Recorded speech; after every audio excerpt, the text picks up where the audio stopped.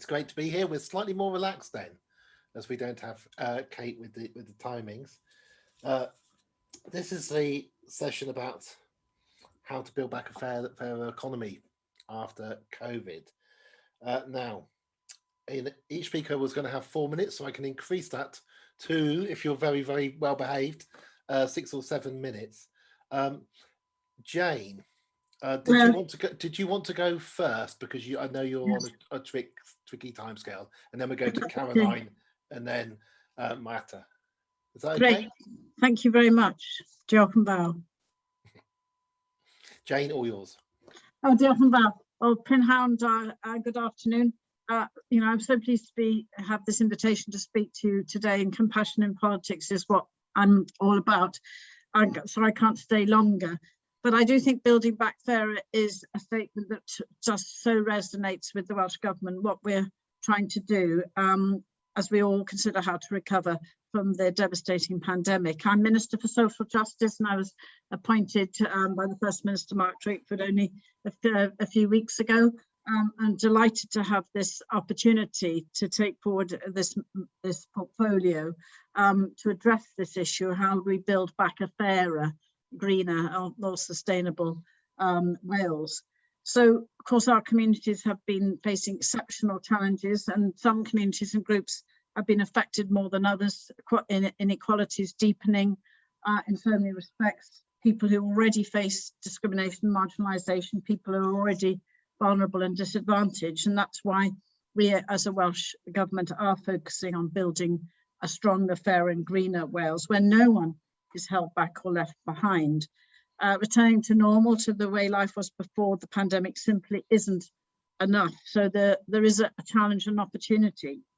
Our immediate focus obviously remains on supporting the workers and employers through the current COVID crisis and driving forward the plans for future recovery. And as Minister for Social Justice, I'm focusing on the social justice implications of the pandemic and looking how we build a fairer, more equal Wales, very much linked to the wellbeing of future generations legislation, which of course Wales has driven forward. But I can't do that alone. It is about how we influence, and I influence the whole Welsh Government and all our partners. Our social partnerships have been very important to us in Wales. We will deepen those by putting it into law in a social partnership and public procurement bill. Private, public and third sector partners will help us focus not just on recovery, but all the work we do to make Wales a place fit for future generations. Earlier this year, we realised a major achievement in strengthening and advancing equality and human rights with the passing of the socio-economic duty regulations from Part 1 of the Equality Act and we passed those through the Senedd. And this means that public bodies across Wales have to consider how the decisions they make will help reduce the inequality resulting from social and economic disadvantage. It also helps tackle the uncertainty of EU exit and our recovery from COVID-19. Allows us to move towards reconstructing a fairer as well as more prosperous Wales. And tackling inequalities is more than important, as I've said, than ever. Over the last 5 years, Wales has faced the significant challenges of austerity, Brexit, the climate emergency, and the coronavirus pandemic. And we now have a ministry for tackling climate change. We've also witnessed the escalations of racism and violence globally. So last March, Welsh Government made a commitment to produce a race equality action plan for an anti-racist Wales, and the plan's open for consultation, sets out our vision for the Wales we want to live in. And that's a Wales that is anti-racist, where everyone is equal and where people can enjoy and benefit from the rights they have as citizens. And we can't just hope that this will happen. We have to make meaningful change, and the Race Equality Action Plan will be a major step towards realising that vision. And I hope you will, and participants will look at and consider responding to our plans consultation. Now, people will be aware that next week is Refugee Week. This is timely to remind us that we're committed to making Wales a nation of sanctuary, where people of every faith, race, faith and colour are valued for their character and actions. We've faced, of course, in terms of supporting that, we've had to ensure that we do address the issues that particularly affect people in terms of the impact of COVID-19. We've provided an additional 4 million to support services this year, helping, for example, to make refuges for women suffering violence COVID secure, and to increase training and build capacity. We've been running our Home Shouldn't Be a Place of Fear communications campaign, and letting people know that services continue to operate, and direct them to our Live Fear Free helpline. So I've covered a lot of ground just in a few minutes. We ensure that equality and human rights continue to underpin everything that we do. We'll ensure that equity of access to services is about tackling inequality and seeking fair outcomes for all our citizens. But I know finally you're interested in our proposed basic income pilot. Universal basic income is of course about alleviating poverty, but also about giving people more control over their lives, and we hope having a positive effect on their mental health and well-being. And the aim of our proposed pilot is to test out these claims. I'm afraid there isn't a great deal more I can say at this stage yet. We've got a lot of very complex work to do, designing the pilot, working out how it will be implemented and measured, and listening to key stakeholders as we build the model, as well as drawing on the experience of Scotland and other countries around the world. But I will be pleased to share our experiences and outcomes as we progress, and take part in conversations with you about the approach. So really interested to hear what comes out of today's event, and let's continue this conversation for the future. And let's be open to learning from each other if we're to tackle the major issues that still remain in our society. So wish you well. Diolch yn fawr I chi gyd. Thank you so much for inviting me to say a few words. Thank you so much, Jane. Can I ask you one question, as we won't have you later on? It's a question from my father. My father lives near Dolgellau, and has been incredibly proud of the rate of vaccination in Wales, and the highest rate of antibodies, 83% or whatever. And I wondered, is there a story there about organisation or something that went on that is useful for people to know, or was it simply more doses were delivered by somebody we've never heard of? Sorry for the... Go on. Yes. I think if you could perhaps ask your father if he'd like to listen to the Radio 4 programme More or Less, which was broadcast a couple of weeks ago, and where someone from outside of Wales, and this is where we do value people looking at what's going on in Wales, actually explained why Wales has delivered the most successful rollout of vaccinations. We don't have two-tier system. We are one health service in Wales. We didn't contract anything out. All our test, trace and protect is done by public bodies, and our health boards with the Welsh Government and all our health practitioners have delivered the rollout and managed the supply. So it's a huge success story. More or Less, if it's still available on iPlayer, they'll tell you exactly how and why it's done from outside of the Welsh perspective. That's brilliant. Thank you ever so much for that. I'll tell my dad. Thank you. Thank you. My job is now to introduce Caroline Lucas. And Caroline, you've got about 6 minutes to speak, and then we'll do questions for you at the end. So, go on. Thanks so much, Danny, and thank you to Compassion in Politics for this really important event and the invitation to speak. And I think that asking what we can learn about the economy from the experience of the pandemic is a really excellent place to start. And the first thing we've learned, I think, is that these strange events of the past few months have forced us to imagine things differently, and nowhere more so than in terms of how our economy works, or more accurately, how it doesn't work. Because we've seen that political failure is often at root a failure of imagination. For decades, those of us who fought for a fairer, greener economy have been told to be more realistic. We've been told that, we can't be too ambitious, that many things simply aren't possible. Well, it couldn't be clearer now that things like austerity and a refusal to properly fund public services were always political choices. There was nothing inevitable about them.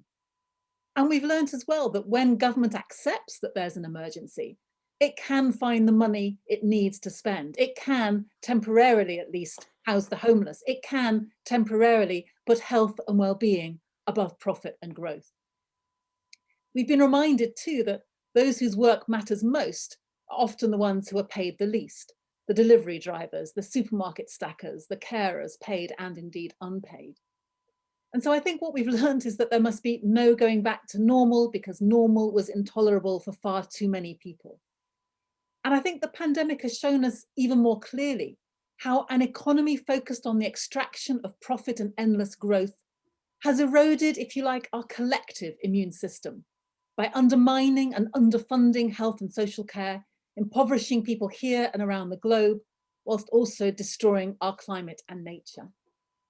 So I think what we need to do is to use our imaginations a bit more and work for policies that would make a real difference, like a green jobs guarantee, like a universal basic income, like access to universal basic services, including a national care service.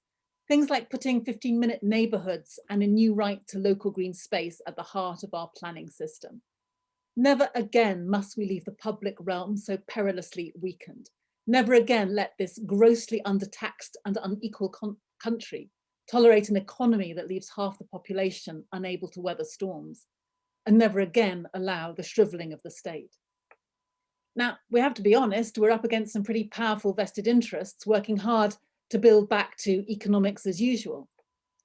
But encouragingly, fairness was a thread which ran throughout the Reset inquiry. That was a recent inquiry carried out by the All-Party Parliamentary Group for a Green New Deal.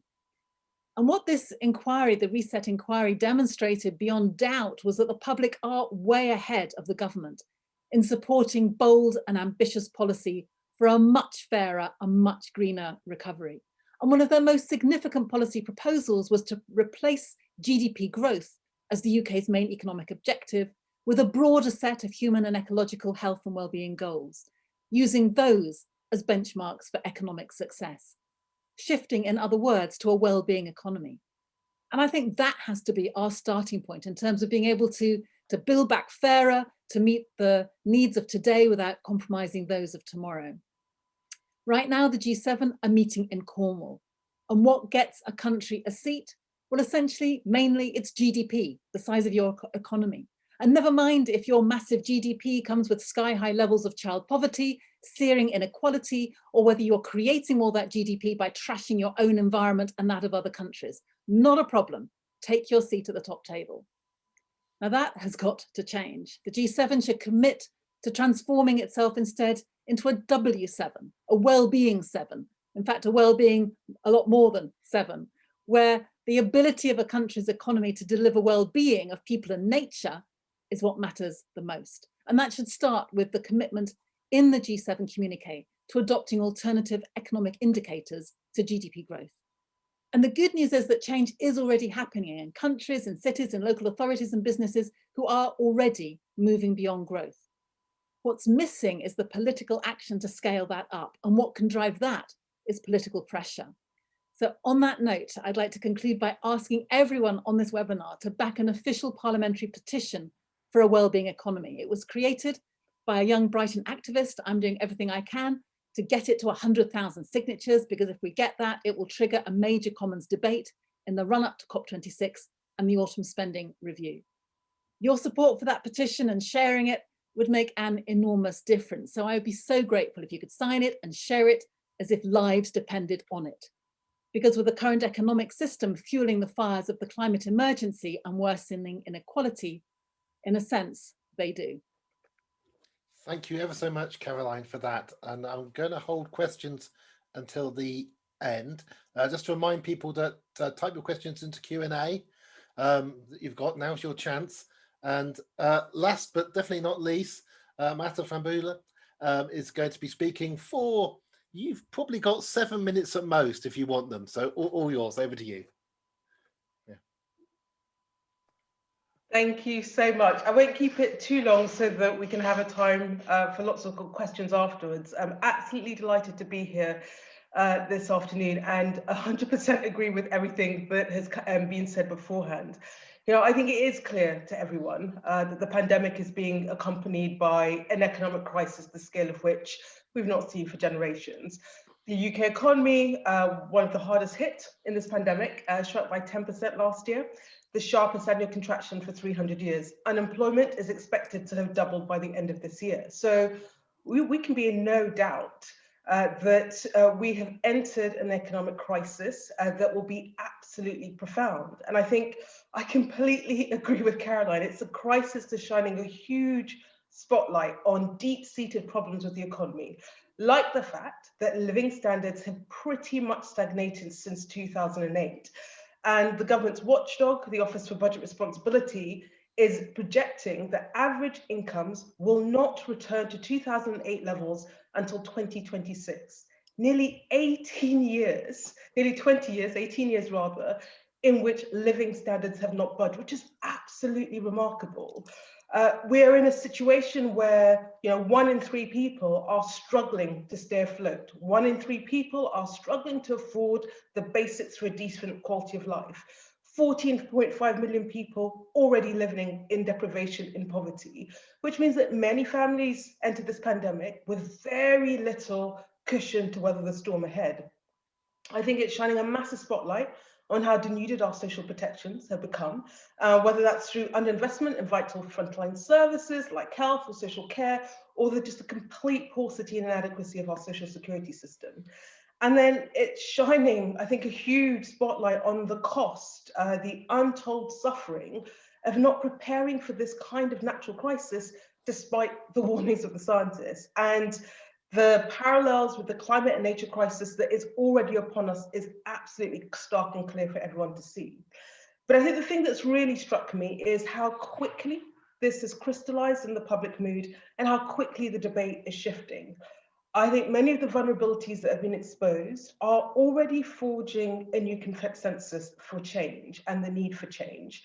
And across the political spectrum, we're seeing this sentiment play back, with the Prime Minister himself calling for us to build back better. How much of that is reality versus rhetoric, only time will tell. But I think it's an indication that he's reflecting what he's hearing back from the country. The big question, however, is how do we deliver this? How do we build back better? How do we build back fairer? And for me, there are 3 key things that we've got to get right.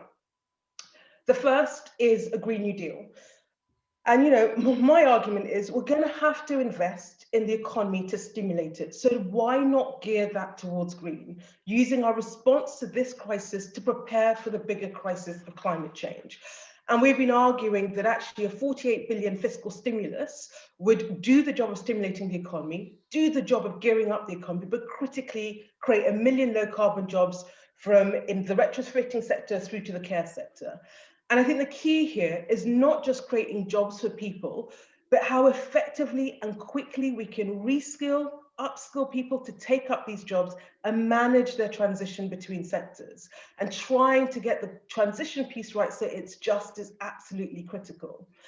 And then once we've locked in the principle of large-scale green investment as part of a short-term fiscal stimulus, the next big win is to try to lock this into a longer-term funding commitment that invests in our communities as they transition to net zero.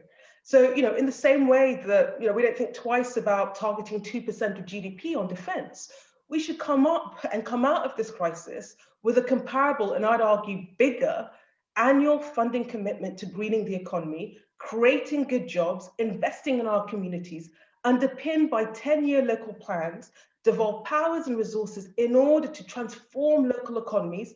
The government talks about levelling up. This is how it could do it. And in order to support a just green transition. The second thing I think we need to get right is a social settlement. And what we're now calling for is what we call a kind of social guarantee to reduce inequalities and give people the foundations for a good quality of life. And there are 3 planks to this. First is, what we're calling a living income, a minimum income floor built into our social security system, below which we say no one can fall so that everyone can afford the basics for a decent quality of life. It is not beyond the wit of the 6th richest nation in the world to do and to achieve this. Alongside this, roll out a mandatory real living wage across the country so people are not working and being paid poverty wages. And then you combine that income protection with a set of universal basic services: education, health, social care, childcare, housing, broadband, free at the point of use, universal, giving everyone the foundations to live good lives and to thrive. And then the third, and Caroline's already spoken about this, which for me underpins the two, is that we've got to shift the success metrics for the recovery onto well-being. Now, we've long argued that we need to move beyond GDP as a metric for economic success. But there was a rationale potentially for the dogged focus on GDP when it was a good proxy for improvements in living standards. But the last 10 years has clearly shown that this link has broken down. So we need a set of measurements that actually reflect what is happening to people's living standards, and that bakes an assessment of this into the measures that we use to talk about the recovery and to talk about the success of the recovery. And then the final thing I will say is that I think all of this is within our grasp. And I think the times and indeed the scale of the challenge that we face demands it. But to turn this sentiment to build back fairer, this sentiment to build back better into reality, we need a broad coalition of voices working together in a coordinated way and a powerful movement fighting to win this change and fighting to force our politics, quite frankly, to confront and respond to a once-in-a-generation moment. Thank you. Thank you ever so much. I'm going to read out a couple of questions, and you're both welcome to answer them. So I just hope at least one of you wants to. The first question is about, can we afford to actually change and increase and improve the current benefit system? And just to sort of add weight to that question, we know we have very high spending at the moment. It's often compared to the Second World War. After the Second World War, austerity was kept on all the way to 1952.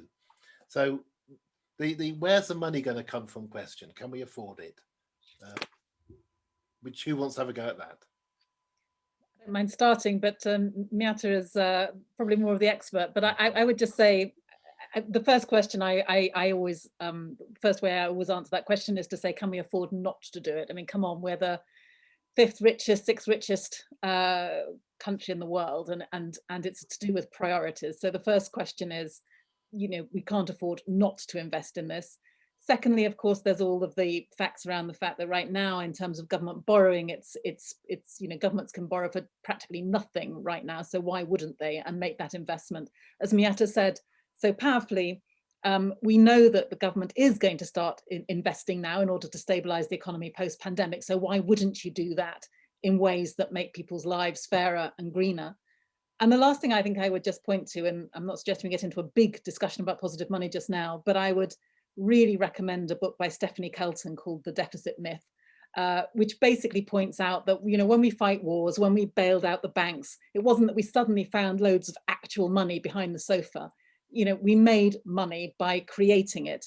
And if we want to, as long as it doesn't lead to inflation, and there are obviously caveats around that, but if we want to, we can do that again. So I really think the most important thing to say is that money is not the constraint when it comes to moving in the fairer, greener way that we all want. Political will is, and that's what we need to try to garner. Thank you. Yeah, I mean, I completely agree with that. It is a political choice. It is a matter of priorities. You choose to prioritize ensuring that people have enough income to live on. And for me, why I think the argument we still need to win, but the argument that I find really persuasive is that it pays dividends. It pays dividends because actually, if you put money in the pockets of those that are least well off, they tend to spend that money and they spend it in their communities, which stimulates the economy. So if you're thinking about a stimulus mechanism, this is a really effective stimulus mechanism, and better, for example, than the kind of investment holiday that the Chancellor chose to give businesses in terms of getting the economy going. I think the second piece is that there are huge costs that are associated with people struggling. And we see that across our system. And yet we don't invest upfront in order to mitigate that. So it's both the fact that it will have a knock-on effect, but also it will have cost savings down the line, as well as the wider benefits to people flourishing, which, by the way, what is the point of the economy and everything we're doing if that's not at the heart of what we're trying to achieve? And then alongside that, you know, we do have to bust this pandemic debt myth. The truth is, yes, the government has borrowed a huge amount during the pandemic, but 98% of that debt has been bought by the Bank of England. And it's been bought by the Bank of England and locked into pretty much near zero interest rates, which means that we have time to pay it back. The Bank of England is going to be a pretty patient creditor. And actually, the history of, you know, the debt that we accumulated, for example, during the World War, is that broadly, if you get the economy going, you get people working, you get taxes in, that's the way in which you bear down on it. So there is space, you know, and actually it's quite interesting when you compare the choices that our government is making with the choices that Biden's making in the US, because in the end, you know, they have spent comparable amounts, but they see that there is a benefit now because we've got the fiscal space to do it in order to invest, in order to try and re-gear the economy, because of the upsides of that are the things that we're trying to capture. And I think that's the way in which we need to be thinking about the debate. Thank you. I'm going to sneak a little question in now. You both mentioned Green New Deal. Isn't it in the interest, or what stops the current government from announcing their own fairly big Green New Deal at some point as we head towards COP in Glasgow, and still the funder of the oppositions and so on? Why don't they do it? Do you think they're actually ideologically opposed to making the planet better? As a genuine question, why aren't they clever enough to go and do something? I know it wouldn't be as good as what you want, but why don't you think they do this, or are they planning to do this? Please help me. Do you want to go first, Miatta, this time? I mean, so I think that where I am really optimistic and hopeful is I generally think that the government, you know, there is no dissent now on the need to prioritize the net zero transition. There is no dissent on the need to make this key. I understand from conversations we're having with officials that this goes straight to number 10 on Boris Johnson. He wants this to be part of his legacy. So I don't think it's a lack of desire to do it. I think the constraint that we have is, you know, a lack of vision and ambition. So I think they will do things, and they will probably call it something like a Green New Deal, I imagine, and take the frame, but it just won't meet the scale of the challenge. And one of the sort of challenges behind that is a sort of treasury mindset that is very much in the mold of, you know, we've borrowed 350 billion, we must now try to tighten our belt, rather than trying to do what Biden has done because they can see the long-term upsides of it. So in the end, it is both imagination, because I think it is about imagination. It is about believing that you can do the impossible, which is what we've learned in the last year. If you set your mind to it, you can do the impossible. And it's also this fiscal constraint that they've got to see themselves out of. And I think those are the two barriers. So they will act, but they just won't act in a way that's big enough and bold enough to meet the scale of the challenge. Caroline. Yeah, I mean, I agree with that. And I also think we need to be clear about what a Green New Deal is and what it isn't. I mean, it isn't just a technological revolution. You know, it's not just a whole load more wind farms and solar panels and electric cars. It includes all of that, but it is a much more fundamental economic and social revolution and transformation. And it absolutely is about making sure, for example, that where people are in high carbon industries, they get the support they need, the training they need, the income guarantees that they need to have that just transition to move into low carbon and zero carbon work. And it is about making sure that we have a very different kind of economy that isn't constantly on this treadmill of producing ever more growth at any cost. We need to get to that well-being economy that I spoke about earlier. And all of that, sadly, right now is a million miles from where this government is. So I think you're right, Danny. They will certainly use the phrase. I mean, why wouldn't they? They've already taken Build Back Better. They'll take Green New Deal. But what they will do is to completely gut it of the real transformatory essence of it. And I fear that it will end up being a few more windmills rather than actually being that social and economic transformation that we need. Thank you. I'm going to sneak in the very last question from the audience. How can we, the general public, best support you folk to realise these ambitions? So very short answers, please. What can the general public best do to support you in what you're trying to actually achieve? Go ahead. So I don't know who. Yeah, I mean, question. I think for me, so our whole, if you like, our whole political strategy, our theory of change is if we can mobilize the public, you have a government that is very susceptible to public pressure. So I would argue, you know, we are campaigning for a Green New Deal. We're campaigning for Build Back Better. Get involved, get organized, get people in your community involved, because if we can do that and create enough political pressure and momentum, we think we can get the government to move further than it would ordinarily. Thank you. Caroline. Yeah, well, I would add, I mean, there are Green New Deal groups that are forming across the country, so get involved with those. Most local authorities now have declared a climate emergency, but they haven't really worked out what that really means. So get involved in locally lobbying your local authorities, and do bear these issues in mind when you go to the ballot box. You know, far be it from me to actually use this as a party political platform, but nonetheless, you know, if we vote for parties that are more likely to deliver this stuff, we're more likely to get it. And I can see Neil Lawson lurking up on the screen there. And I would say as well, support organisations like Compass that are trying to make more progressive outcomes more likely to happen. Thank you, everybody. We're 1 minute over, so very, very good and very short replies. Matt, can I hand back over to you?